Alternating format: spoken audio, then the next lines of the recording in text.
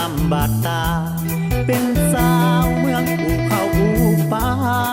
บุญหนักหนาอายได้มาเห็นได้เป็นบุญตามาพบรอบฟ้าสวยดังจันทร์เพ็งเห็นแล้วหัวใจมันเต้นอายได้มาเห็น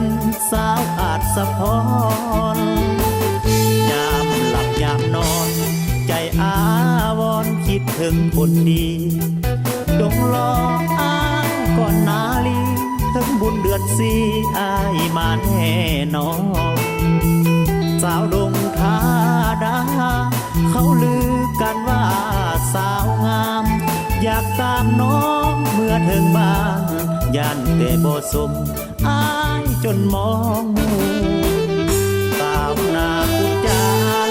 ปากหวานแค่นอน้องลาสาวพักขยา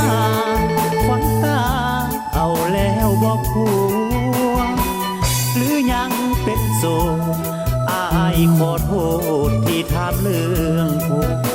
อยากขอเป็นแฟนทุนหัวอายกลัวน้องบ่เลี้ยวแลมา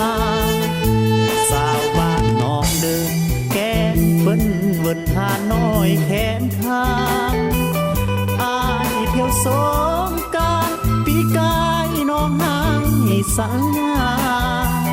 สาวนาห่างน้องแก้มปล่อยลอยสาวน้อยบ้านนาน้องงามแท่นาสมคนเขาสาลือกัน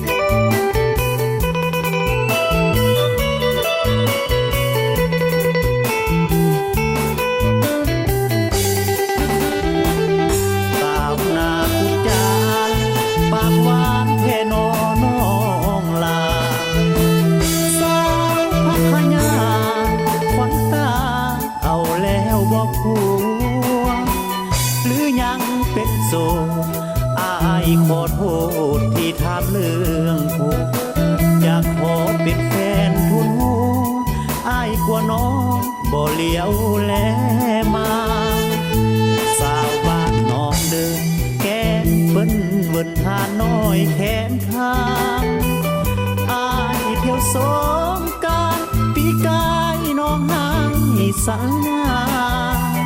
สาวนาห่างน้องแก้มปล่อยลอยสาวน้อยบ้านนาน้องงามแท่นาสมคนเขาสาลือ